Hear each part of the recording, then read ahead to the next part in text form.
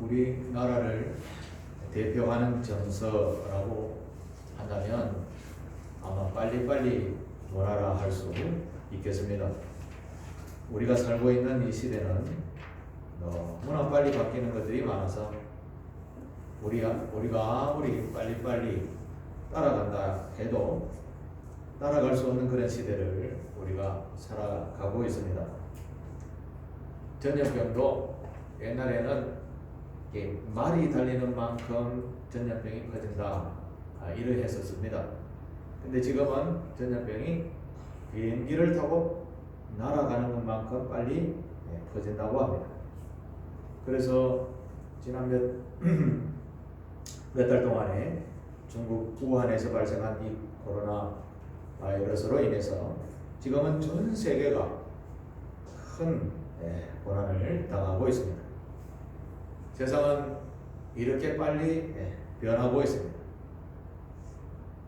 기업 컨설팅 전문가인 패트릭 맨시 온이라는 분이 탁월한 CEO가 되기 위한 4가지 원칙이라는 책을 썼습니다. 탁월한 CEO가 되기 위한 4가지 원칙이라는 책에서 이번은 전혀 다른 그런 주장을 합니다. 이 책에는 세상이 너무 빨리 변하기 때문에 느림이라는 것이 견딜 수 없는 시대가 되었다. 그렇기 때문에 느림은 오히려 경쟁 기업과 차별화될 수 있는 요인이 될 수 있다라고 주장을 합니다.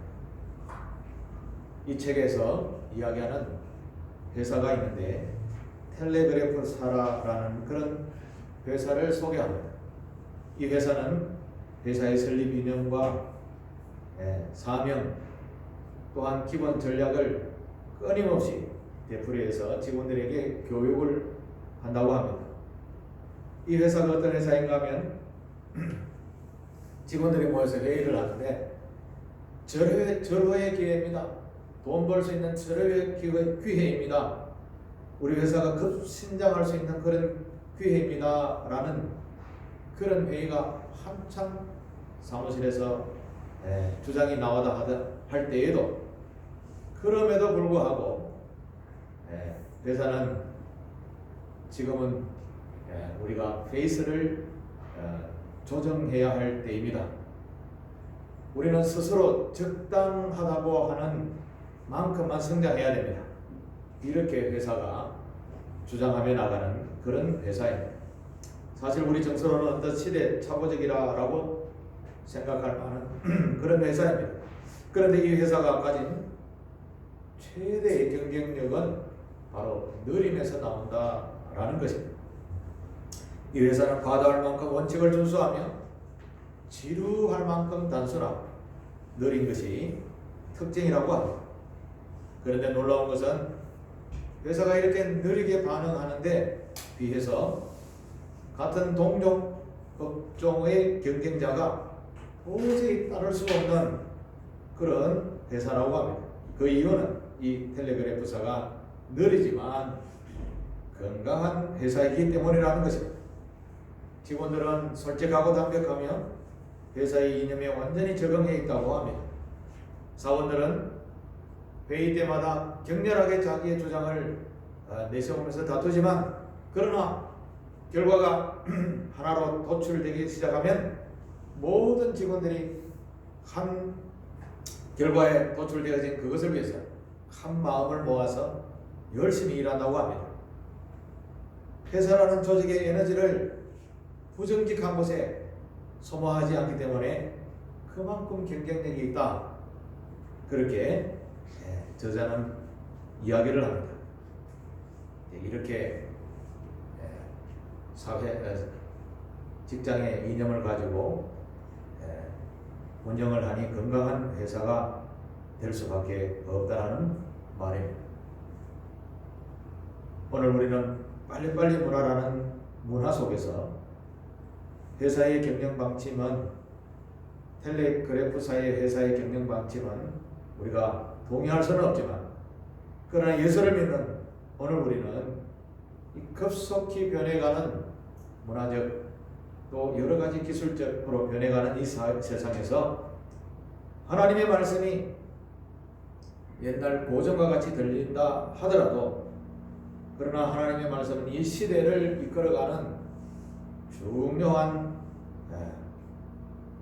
화두의 말씀이 담겨져 있다라고 할 수 있습니다. 다시 말해서 하나님의 말씀은 고전과 같고 더딘 것 같지만 그 말씀을 붙잡고 한 걸음 한 걸음 우직하게 살아갈 때 건강하고 복된 인생이 된다라는 말씀입니다. 그렇습니다. 하나님의 말씀은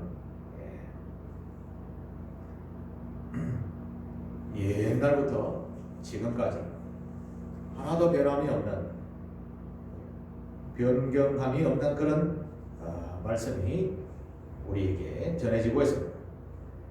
하나님께서 대표적으로 우리에게 계명이라는 것을 주셨죠. 십계명인데 그 십계명이 아주 오래전에 인간에게 전해졌지만 그 계명은 오늘도 역시 여전히 살아계신 하나님의 말씀으로 지켜야 합니다. 그 십계명을 통해서 우리가 영원한 생명을 얻게 되기 때문입니다. 우리는 복잡하고 배워야 할 것이 많은 이 힘든 세상에서 살아가고 있지만 그러나 항상 성경 말씀을 우리의 삶의 중심에 두고 날마다 말씀을 묵상하고 살아가면서 또 순종하면서 할 때 이 세상에서 가장 복이 있는 삶을 살게 될 줄로 믿습니다. 사실 성경 말씀을 지켜 나아간다는 것은 이 시대에 볼 때에는 참 느린 것 같이 보일 수 있습니다. 그러나 느린 것 같지만 진리의 말씀인 것을 우리가 기억하여서 행동으로 옮기는 복이 있는 신앙인들이 되시기를 바랍니다. 여러분들은 이 세상에 살면서 내가 손해보는 일이 있어도 절대 원칙으로 삼는 기준이 있다면 어떤 것이 있습니까? 예를 들어서 나는 굶어 죽어도 힘이 있는 사람에게 절대 굽신굽신하지 않겠다. 이런 마음을 먹은 사람이 있다면 아마 그 나름대로의 삶의 원칙으로 삼고 살아갈 것입니다. 서구 문명에서 자란 청년들은 이런 생각을 가지고 있습니다. 나는 부모님에게 절대 도움을 받지 않는다. 대체로 바로 그런 문화를 가지고 있습니다. 서양의 부모들도 그렇습니다. 미성년자일 때에는 부모가 당연히 저들을 가르쳐 세상에 살 수 있는 그런 일꾼으로 세워야 한다는 것은 당연히 알고 있지만 그러나 미성년에 벌어서 성년이 되면 이제 더 이상 도와주지 않는다는 거죠. 이런 문화와 교육은 아마 험난한 세상을 살아가는데 청년들이 굉장히 도움을 받는 성공할 수 있는 그런 교육이라 생각을 합니다. 하나님께서도 이스라엘 백성들을 그냥 안락하게만 살도록 하지 않았습니다. 예를 들어서 출애굽 시대 때에 광야로 이스라엘 백성들을 데리고 나와서 40년 동안 광야에서 온갖 어려운 일들을 다 경험하게 했습니다. 물이 없어서 고난을 당해보기도 했습니다. 먹을 것이 풍족하지 않아서 배고픔도 경험해 보았습니다. 정말 낮에는 뜨거워서 밤에는 너무나 추워서 이런 험악한 세월을 보내었었습니다. 그런데 그 광야에서 그렇게 훈련받으면 안락한 생활이 이루어지는 곳에 가면 더 건강하게 더 복된 삶을 살 수 있기 때문에 훈련이 필요하다는 것입니다. 하나님은 그런 교훈을 이스라엘 백성들에게 행하여 주셨지요. 또 하나님께서는 그런 환경뿐만 아니라 사람들의 마음을 자세를 바로 세워주는 계명도 허락해 주셨죠. 십계명을 주셨습니다. 하나님께서는 이스라엘 백성들이 가르치는 것 중에 가장 중요한 십계명에 다 담아 두셨는데 십계명을 조금 크게 생각하면 이스라엘 백성 즉 우리가 세상을 홀로 살아가는 것 같지만 우리를 이끄시는 분이 계시다라는 것을 가르친다는 것입니다. 우리를 인도하시는 분이 누구시며 우리를 보호해 주시는 분이 누가 있다라는 것을 말씀하는 것입니다. 그래서 우리를 보호하시는 분이 하나님이시다. 이제 육적으로는 너희 부모가 바로 그런 분이니 부모에게도 공경하고 하나님을 경외하라. 그렇게 가르쳐 주셨습니다. 이게 바로 십계명이지요. 하나님께서 십계명을 통해 우리에게 가르쳐 주는 것은 그가 반드시 우리를 보호하시고 인도하시고 지도하시는 것을 잊어버리지 말라는 것입니다. 그분이 바로 전능하신 하나님이신데 육적으로는 부모니까 부모도 공경하라. 빠뜨리지 않고 말씀하여 주셨습니다.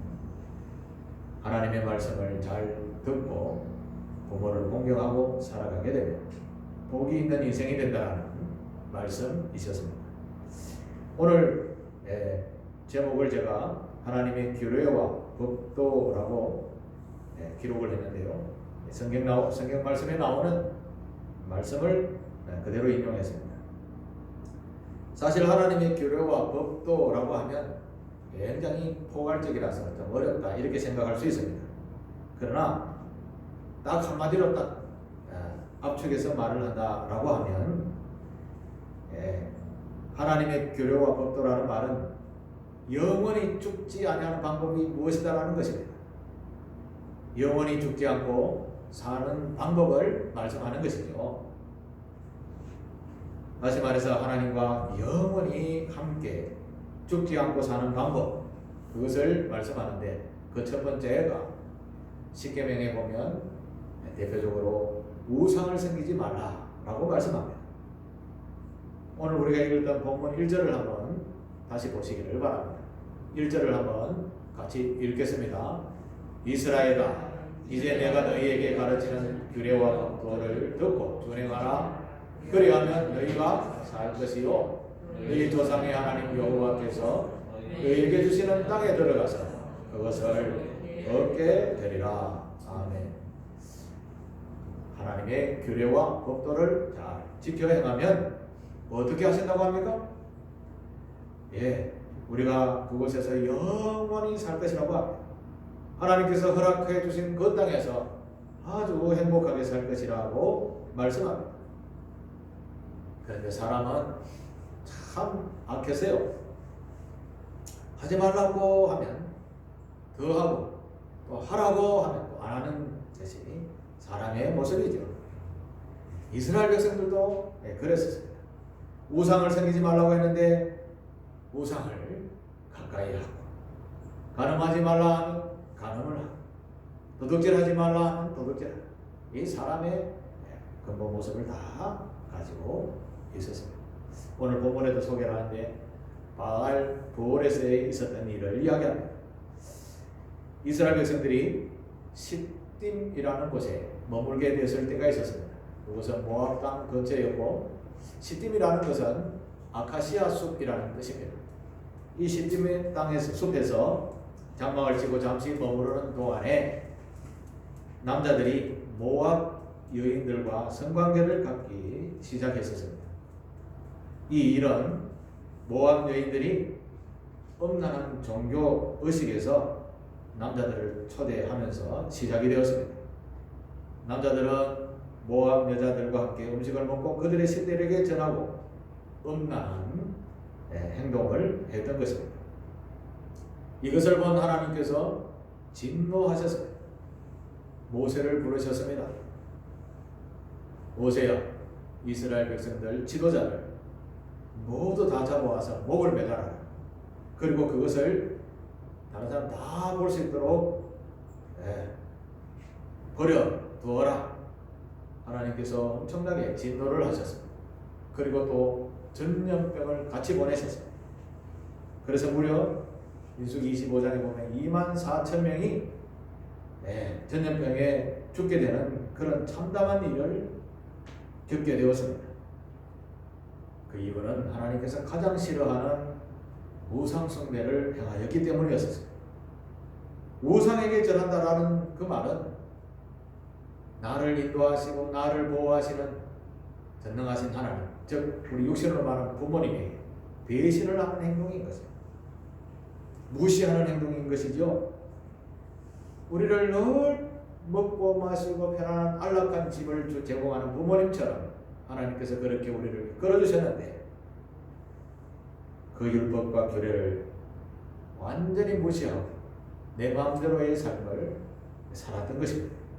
하나님은 반드시 경고를 하셨는데도 지키지 아니하는 이 백성들에게 엄청난 재앙을 보내셨던 것입니다. 사실 우리가 부모님의 설하에서 자라지 않았다면 이렇게 건강한 모습으로 이제까지 살 수가 있었겠습니까? 부모님의 은혜로 배우지 않았다면 어찌 우리가 글을 읽을 수 있으며 사람같이 살 수 있었겠습니까?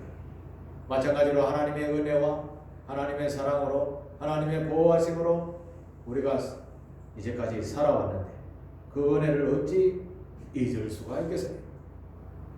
이런 은혜를 우상 숭배로 우리의 피난처가 되시는 하나님을 버린 행위가 바로 그런 행위였던 것입니다. 하나님의 백성들은 우리가 부모님의 설하에서 행복하게 잘 성장해왔던 것을 기억하면서 하나님을 그렇게 존중하며 경외하는 삶을 살아야 하는 것이 바로 규례와 법도를 잘 지켜 행하는 삶이었습니다. 규례라 법도라 이야기하니까 군인들이 사용하는 명령체계처럼 그렇게 느껴지는데 하나님은 그렇게 말씀하지 않습니다. 오늘 본문 4절을 한번 보십시오. 오직 너희의 하나님 여호와께부터 떠나지 않는 너희는 오늘까지 다 생존하였느니라. 이런 말씀을 하죠. 하나님의 은혜 가운데 부모님의 설하에서 잘 성장할 수 있는 방법은 부모의 설하에 잘 있는 것. 다시 말해서 본문에서 여호와께부터 떠나지 아니하면 이렇게 이야기합니다. 여호와께부터 떠나지 아니하면 우리 인생에서 가장 안전한 곳은 여호와 하나님께부터 떠나지 아니하는 삶인 줄 믿습니다. 이 4절에서 중요한 단어가 바로 부터라는 단어입니다. 붙어 있다라는 말이 무엇일까요? 붙어 있다. 제가 앞에서 말씀을 드렸던 것처럼 미성년자가 부모님의 설하에서 자라는 것을 우리는 붙어 있다라고 표현할 수 있는 것입니다. 어릴 때 아이들이 밖에서 뛰어놀다가 한번 안 다쳐본 아이들이 아마 없을 거라 생각을 합니다.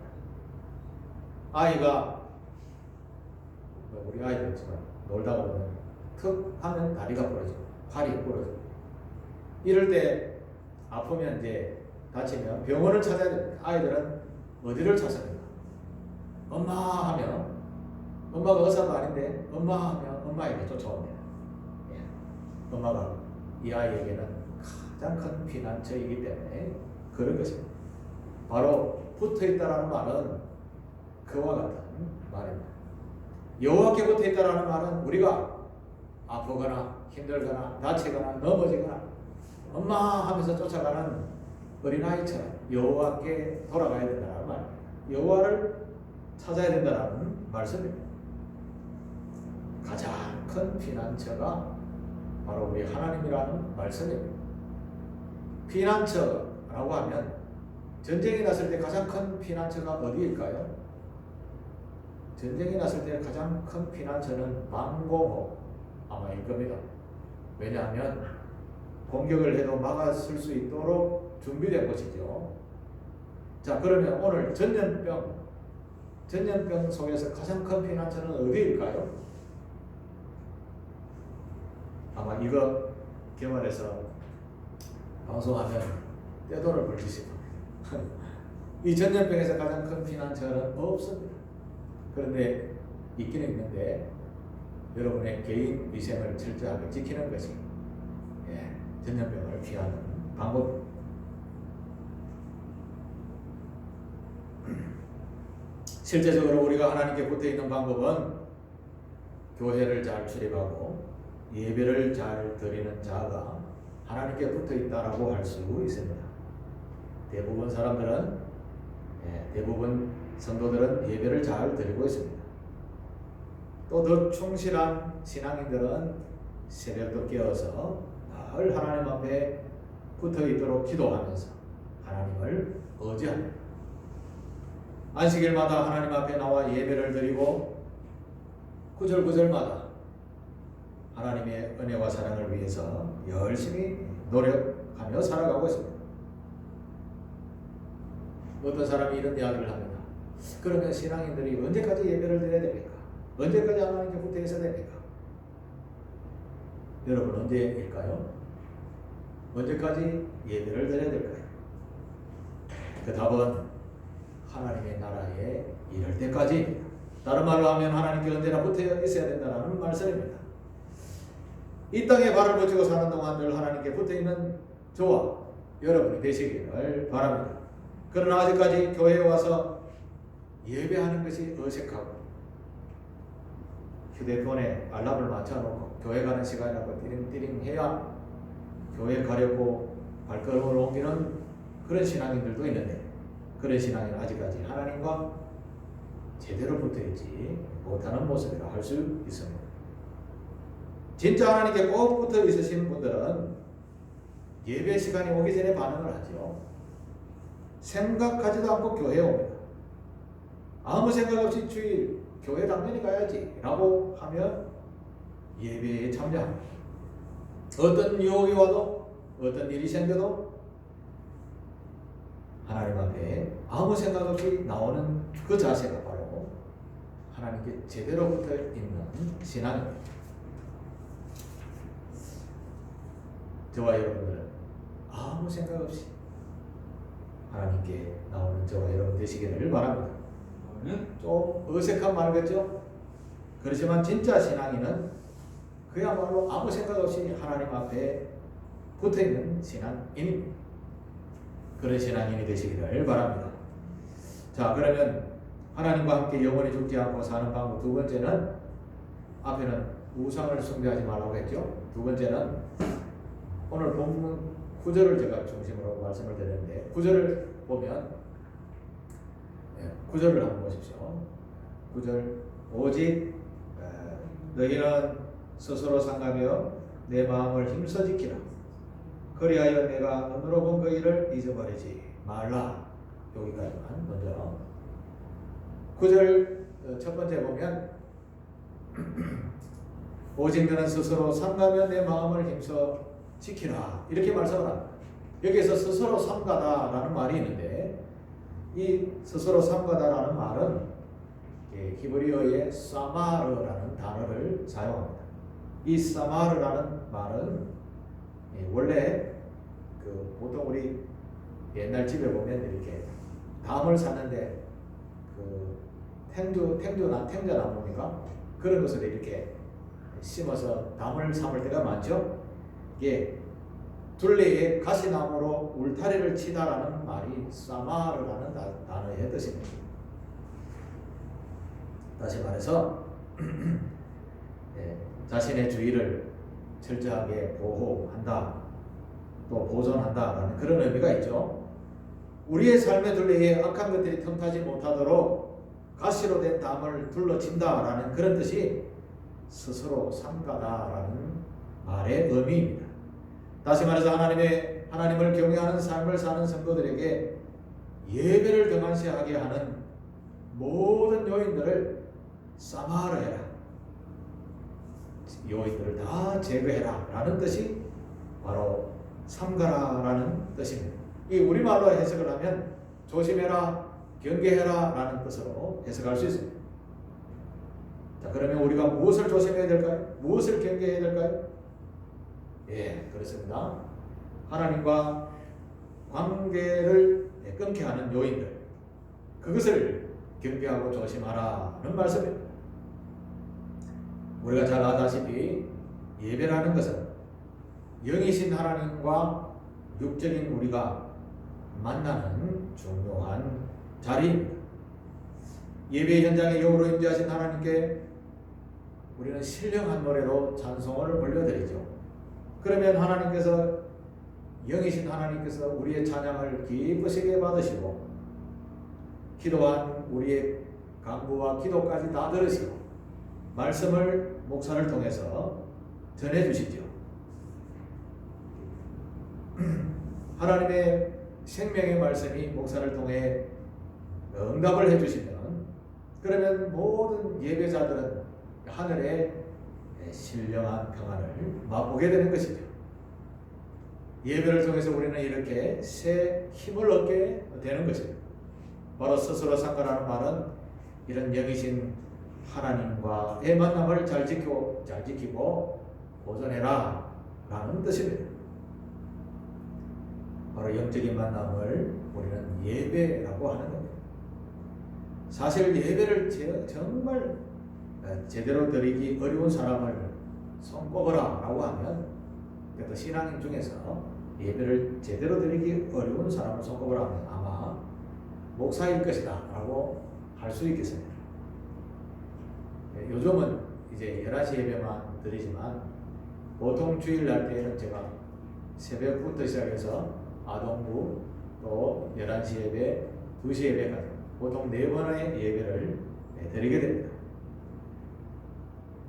예배를 이렇게 이어서 계속해서 드리다 보면요, 내가 하나님 앞에 1대1로 예배자로 설 때보다 예배를 섬기는 봉사자로 설 때가 참 많이 있는 것을 느끼게 됩니다. 예배를 인도하다 보면 내가 예배자인가 인도자인가를 착각할 때가 있는 거죠. 옛날 이스라엘 백성들이, 제사장들이 이제 제사 드리러 왔던 백성들에게 대신 그들의 제사를 대신 영적인 기도를 해주고 그들의 죄를 사하는 의식들을 할 때에 남을 위해서 봉사하는 봉사자의 의식을 가질 때가 많이 있다는 거죠. 목사도 그런 때가 있습니다. 그래서 저는 늘 예배 시작 전에 온전한 예배자가 내가 먼저 되게 해주십시오, 그렇게 기도를 하고 예배를 드리는 것입니다. 그렇습니다. 우리 안에 하나님과의 영적인 만남을 기대하면서 준비하면서 그런 자세로 나오는 것을 우리는 예배라고 하는 겁니다. 이렇게 하는 것을 스스로 삼가하는 행동이다 라고 하는 말씀입니다. 우리는 하나님 앞에서 온전한 예배자로서 스스로 늘 삼가는 그런 신앙인들이 되어야겠습니다. 이것을 잊어버리면 형식주의적인 예배자가 됩니다. 의식주의적인, 그러니까 의식주의적인 예배자가 되는 겁니다. 다시 말해서 헛된 예배가 되는 것입니다. 일평생 동안 하나님의 은혜 가운데 붙어 있으면서 정말 온전한 하나님을 예배하는 예배자로서 마음과 생각을 모두어서 늘 스스로 삼가는 그런 신앙인들이 다 되시기를 바라겠습니다. 이번 세 번째 마지막으로 하나님께서 우리에게 영원한 복된 삶을 계속해서 이어갈 수 있는 그런 방법을 9절 하반절에 소개를 하고 있습니다. 제가 읽습니다. 너는 그 일들을 내 아들들과 내 손자들에게 알게 하라. 다시 읽습니다. 마지막 부분에 너는 그 일들을 내 아들들과 내 손자들에게 알게 하라 라고 하십니다. 이 말씀은 자손들에게 교육하라는 말씀이죠. 영원한 생명을, 영원한 나라에 다시 들어갈 수 있는 유일한 방법은 바로 끊임없이 이 하나님의 명령과 계명들을 자손들에게 오고 오는 세대들을 가르쳐 지키게 해라 라는 말씀입니다.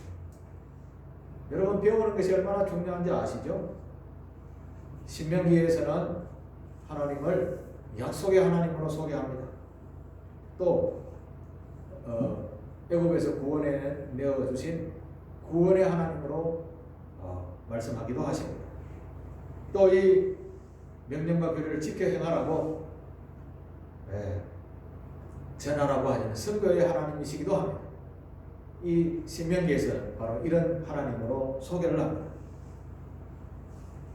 하나님이 바로 이런 말씀을 우리에게 가르쳐 주셨습니다. 이 명령과 규례를 장구하게 살아가는 이 땅에서 복을 누리며 살아갈 여러분에게 주는 복은 바로 이 하나님의 말씀을 잘 지켜 행하도록 가르쳐 지키게 해라 라는 말씀입니다.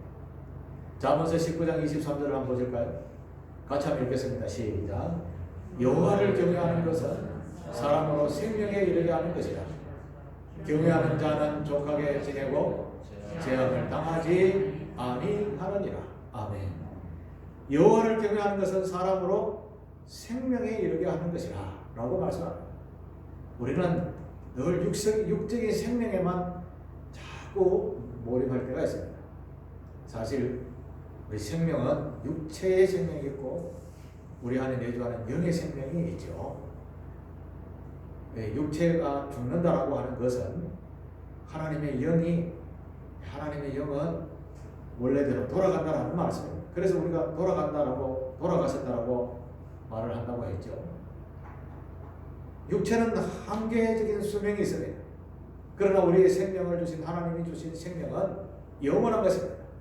그런데 여호와를 경외하지 않으면 단절이 되어지고 사망이라고 죄를 범하면 결국은 사망에 이른다고 했죠. 죽음이 이르지만 그러나 여호와를 경외하는 사람은 영원한 생명에 이르게 한다라고 말씀하는 겁니다. 그래서 우리 후손들이 이 하나님의 영생의 복을 부지런히 가르쳐 지키도록 복이 있는 백성이 되도록 전해야 할 줄로 믿습니다. 오늘 우리는 전염병이 창궐하고 있는 전 세계에서 몇 개의 나라가 모범을 보이고 있다라고 칭찬을 듣는 그런 나라 중에 한 나라로 꼽히고 있습니다. 그거는 탁월한 시민의식들이 있지 않는가를 제가 스스로 생각을 해보게 됩니다. 아마 우리나라가 많은 사람들이 높은 교육 수준이 있기 때문이라고 생각을 합니다. 그만큼 시민의식이 높으니까 참여하는 일도 높으니까 자유롭게 살 수 있도록 해두었지만 어느 정도 유지될 수 있는 것이라는 거죠. 물론 아직도 여전히 내 마음대로 내 뜻대로만 사는 아직 윤리 도덕이 미치지 못하는 분들도 많이 있습니다만, 그러나 우리나라는 보편적으로 많은 점수를 줄 수 있는 나라라고 할 수 있겠습니다. 여기에다가 빨리빨리 문화가 같이 더해짐으로 말미암아 피해가 상대적으로 좀 적다라고 할 수 있겠습니다. 이런 나라 우리에게 주신 하나님께 참 감사하지 않을 수가 없습니다. 그래서 우리는 많은 사람들에게 복음을 전해서 전국의 많은 교회들이 이 시간에도 함께 하나님을 예배하고 있는 것입니다. 그런데 사실 복음을 전하는 현실에 눈을 돌리게 되면 참 어렵지요. 이 세대에게 어디 가면 돈이 생긴다라고 하면 사람들이 막 길을 쓰고 길을 쫑긋해서 들으려 할 것입니다만, 영생의 영이 있다라고 이야기하는데 사람들은 별로 반응이 시큰둥합니다. 사람들은 한치의 앞도 내다볼 수 없는 참 어리석은 사람이다 라고 할 수 있겠습니다. 그저 눈앞에 있는 육신의 정욕만 채우려고 이 전염병에도 속수무책으로 아무 대비도 하지 않고 살아가고 있는 모습입니다. 세계 여러 나라들의 소식을 들다 보면 정말 무지한 백성들이 많다라는 것을 알 수 있습니다. 우리는 좀 더 넓은 눈으로 세상을 바라보면서 이 짧은 하루와 같은 인생을 살아가는 저와 여러분들이 어떻게 살아야 될 것인가를 깊이 헤아려서 우리 후손들에게도 잘 가르쳐가는 그런 성도들이 되어야겠습니다. 제 친구 선교사님의 이야기로는 어느 날 갑자기, 최근이죠, 어느 날 갑자기 알고 지내던 분들이 죽어서 나가는 것을 눈으로 볼 때에 참 인생이 이런 것인가를 생각해 보게 되었다고 합니다. 우리나라와 같은 인구 수준에서 거의 수천 명이 1만 명 정도가 죽어나갔다 하니 이 도대체 어떻게 된 일일까요? 그야말로 잠시 피었다 사라지는 것이 안개와 같은 것이 바로 인생이다 라는 말이 요즘 실감된다라고 할 수 있겠습니다. 사실 사람들은 이렇게 유한한 삶을 살고 있습니다. 이런 유한한 삶을 사는 인생들에게 영생의 복이 있다는 것을 우리는 어떻게 해야 될까요? 하나님께서도 그렇게 말씀합니다. 내 아들과 내 손자들에게 알게 하라. 잘 가르쳐 지키게 하라는 말씀이죠. 그래서 교육부도 안 되지만 열심히 해야 되는 이유도 바로 그런 이유에 기인하는 것입니다. 우리는 교회라는 것은 끊임없이 쉬지 않고 이 영생에 대한 말씀을 전해야 되는 줄 믿습니다. 자, 오늘 말씀을 한번 정리해 보겠습니다. 하나님께서 이런 말씀을 하셨습니다. 신명기서 30장을 우리 같이 한번 읽겠습니다. 신명기서 30장 15절 16절 먼저 15절을 먼저 읽겠습니다. 시작. 보라, 내가 오늘 생명과 복과 사망과 화를 내 앞에 두었나니. 이거 하나님의 말씀입니다. 잠깐만요. 하나님의 말씀이 우리의 생사화 복이 우리 앞에 두었다라고 하나님께서 말씀하십니다. 이 생사화복을 하나님이 주관하고 계시는데, 자 16절을 같이 읽습니다. 곧 내가 오늘 내게 명령하여 내 하나님 여호와를 사랑하고 그 모든 길로 행하며 그의 명령과 규례와 법도를 지키라 하는 것이라. 그리하면 네가 생존하며 번성할 것이요 또 내 하나님 여호와께서 네가 가서 차지할 땅에서 내게 복을 주실 것임이니라. 아멘. 자, 생사화복을 하나님께서 주관하고 계셨다 하고 우리에게 주셨다라고 하셨습니다. 그러면서 하나님을 잘 섬기고 그 명령대로 행하면 해놓고 네가 생존하면서 이제 살아있으면서 번성할 것이라고 합니다. 그리고 우리가 사는 땅에서 복을 주신다라고 하죠.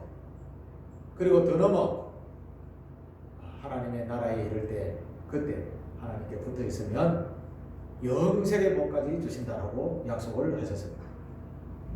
자, 다시 말해서 한 나라나 한 민족이나 한 개인의 부흥과 번영과 영생의 삶을 결정하는 것은 누구일까요? 바로 여호와 하나님이시라는 말씀입니다. 이 말씀을 믿으시게 되기를 바랍니다. 여러분 부흥과 번영을 갈망하십니까? 제대로 복을 누리며 살고 싶습니까? 하나님을 경외하는 삶을 사시게 되기를 바랍니다. 여러분의 자녀들이 그 복을 누리면서 이 땅을 차지하며 복을 누리며 살기를 원하십니까? 그러면 가르쳐서야 합니다. 순간순간 우리 스스로 삼가서 울타리를 쳐서 주님이 부르시는 그날까지 하나님 앞에 잘 붙어 있으면서 하나님이 주시는 복을 누리고 영생의 복까지 누리는 상길교회 성도들 다 되시기를 주님의 이름으로 축복합니다. 기도하겠습니다. 하나님 아버지 은혜를 베푸셔서 감사를 드립니다. 아버지 하나님 고통과 고난에 치리한 마음을 보내고 있는